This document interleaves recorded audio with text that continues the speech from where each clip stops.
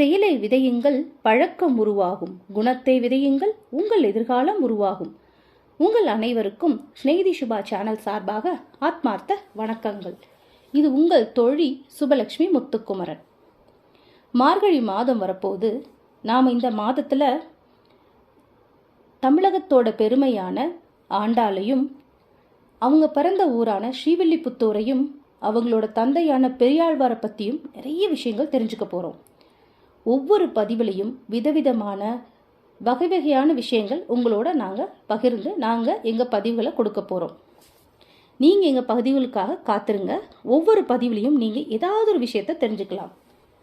இந்த பதிவில் நாம் ஸ்ரீவில்லிபுத்தூர், அதாவது சூடி கொடுத்த சுடற்கொடி ஆண்டாளின் பெருமை பேசும் ஸ்ரீவில்லிபுத்தூரோட சிறப்புகளை தான் பார்க்க போகிறோம். கோதை பிறந்த ஊர், கோவிந்தன் வாழுமூர் என்று எல்லாராலையும் போற்றி புகழப்படும் ஸ்ரீவில்லிபுத்தூர். 12 ஆழ்வார்களில் பெரியாழ்வார், ஆண்டாள் 2 பேரும் அவதரித்து தமிழுக்கும் வைணவத்துக்கும் பெருமை சேர்த்த ஊர் தான் இந்த ஊர். இதோட பெருமைகள் ஏராளம். பூமியில கிடைத்தவள் ஆண்டாள், வானமாய் வளர்ந்தவள் ஆண்டாள், தமிழர்களோட அடையாளம் ஆண்டாள், தமிழின் தனித்துவம் மிக்கவள் ஆண்டாள், அகிலத்தை ஆள்பவனை அவளே ஆண்டாள்.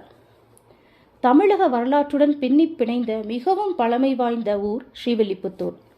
இங்குள்ள வடபத்ரசாயி திருக்கோயில் 1300 ஆண்டுகள் பழமை வாய்ந்தது.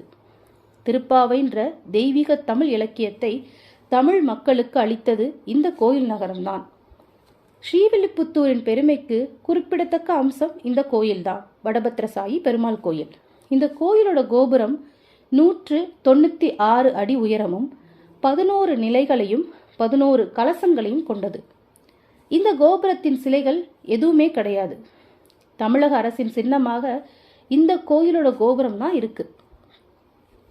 தமிழகத்திலேயே பெரியாழ்வார், பெரிய கோயில், பெரிய குளம், பெரிய பெருமாள், பெரிய கோபுரம், பெரிய விமானம் ஆகியவற்றை கொண்ட ஸ்தலம் இது. இங்குள்ள மாரியம்மன் கோயில் கூட பெரிய மாரியம்மன் கோயில் தான் அழைக்கப்படுது. பெரிய கூரை வேயப்பட்ட கோயில் இது. பெருமாள் கோயில்களில் வேறு எங்கும் காண முடியாத ஒரு அதிசயத்தை இங்கே பார்க்கலாம். பொதுவாக தாயார் சன்னதி தனியாகத்தான் இருக்கும்.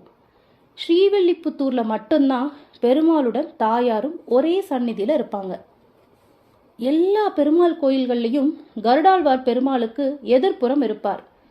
இங்கு பெருமாள், தாயார், கருடாழ்வார் மூவருமாக இருப்பாங்க. பரமாத்மாவும் ஜீவாத்மாவும் ஒன்றே அப்படிங்கிற தத்துவத்தின் அடிப்படையாக தான் இது பார்க்கப்படுது. எல்லா கோயில்களிலும் ஒரு விமானம் தான் உண்டு. இந்த கோயிலில் தான் கருவறையில் 2 விமானங்கள் இருக்கும்.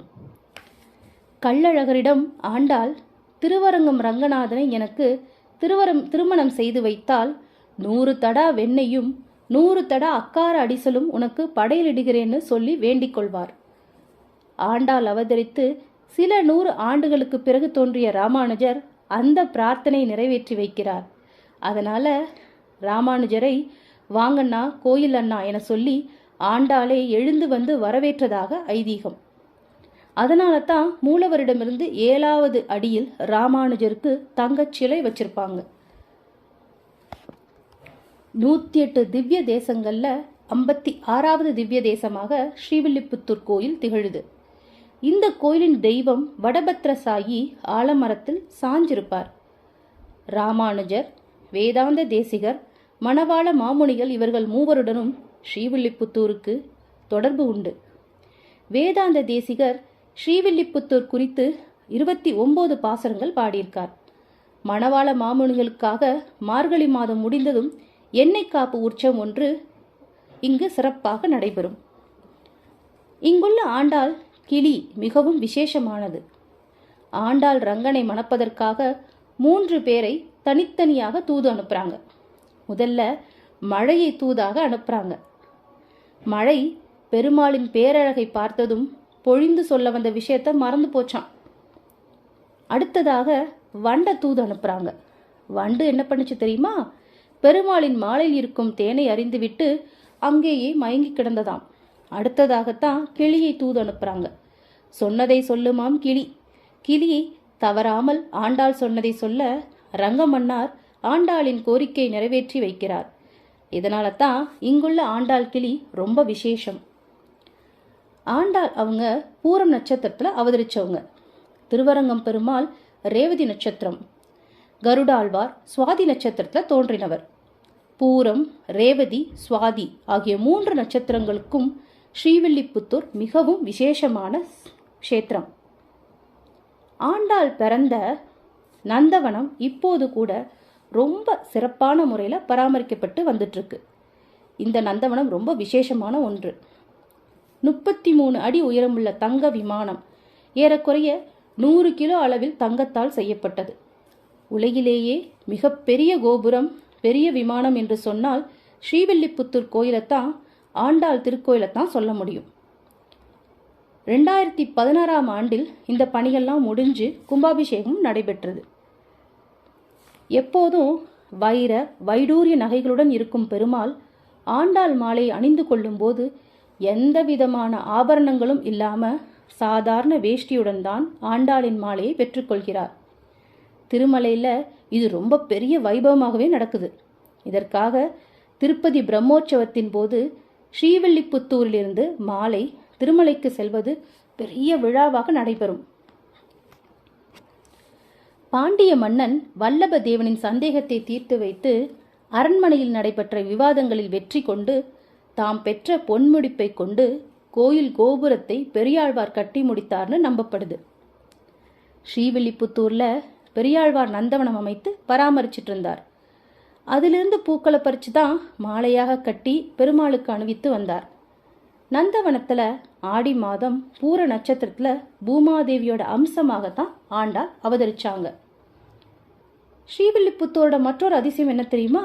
ஆடிப்பூரத்தின் போது இழுக்கப்படும் அழகிய தேர் ஸ்ரீவில்லிபுத்தூர் ஆண்டாள் கோயிலில் நடைபெறும் ஆடிப்பூர திருவிழாவில் 12ஆம் நாள் தேரோட்டம் நடைபெறும். விருதுநகர் மாவட்டத்தில் நடைபெற மிகப்பெரிய விழா இது. பெரிய மாரியம்மன் கோயிலில் நடைபெறும் பூக்குழி திருவிழாவும் ரொம்ப பிரசித்தி பெற்றது. பல்வேறு ஊர்லேருந்து பக்தர்கள் காப்பு கட்டி விரதம் இருந்து தீ மிதிக்கிறதுக்கு இந்த கோயிலுக்கு வருவாங்க. அரங்கனை மணந்த ஆண்டாள் பாடிய பிரபந்தங்கள் திருப்பாவையும் நாச்சியார் திருமொழியும் மொத்தம் 143 பாடல்கள். இது வேதத்தின் சாரம்னு சொல்லுவாங்க, சங்கத்தமிழ் மாலைன்னு சொல்லுவாங்க. தான் சூடிக்கழைந்த மாலையை பெருமாளுக்கு அளித்து வந்ததால் சூடிக் கொடுத்த சுடற்கொடி என்றும், பிரபந்தங்கள் மூலமாக உலக மக்களை உய்விக்க அடிமை கொள்வதால் ஆண்டாள் அப்படின்னு அழைக்கப்படுறாங்க இந்த கோதை நாச்சியார். ஆண்டாள் தான் பிறந்த ஊரை ஆயர்பாடியாகவும் தன்னை கோபியாகவும் எண்ணி பாடியதால் இங்கு பால் வளம் பெருகியது. இன்னைக்கு கூட ஸ்ரீவில்லிபுத்தூர் பால்கோவானா தமிழகத்துக்கு ஒரு தனித்துவமான அடையாளமாக இருக்கு. ஜீவாத்மாவாக பூமியில் பிறப்பெடுத்து பரமாத்மாவை அடைய முடியும் என்பதற்கு சிறந்த முன்னுதாரணம் ஆண்டாள்தான். இந்த சிறப்புமிக்க ஸ்ரீவில்லிபுத்தூரை பற்றி, ஆண்டாள் அவதரிச்ச அந்த ஊரை பற்றி நாம் இந்த பதிவில் நிறைய தெரிஞ்சுக்கிட்டோம். இந்த பதிவு உங்களுக்கு பிடிச்சிருந்ததுன்னா நீங்கள் லைக் பண்ணுங்கள், ஷேர் பண்ணுங்கள். மறக்காமல் ஸ்நேகிதி சுபா சேனலை சப்ஸ்கிரைப் பண்ணிடுங்க. உங்களிடம் விடைபெறுவது உங்கள் தோழி சுபலட்சுமி முத்துக்குமரன். இன்னும் நிறைய தகவல்களோட நாம் இந்த மார்கழி மாதம் முழுதுமா ஆண்டாளையும் அவங்க பெருமைகளை பற்றி கொண்டாடி நாம் தீர்க்கலாம். இத்துடன் உங்களிடம் விடைபெறுறேன். வாழ்க வளமுடன். ஆத்ம நமஸ்தே. ஹரே கிருஷ்ணா. வெற்றியுமதே.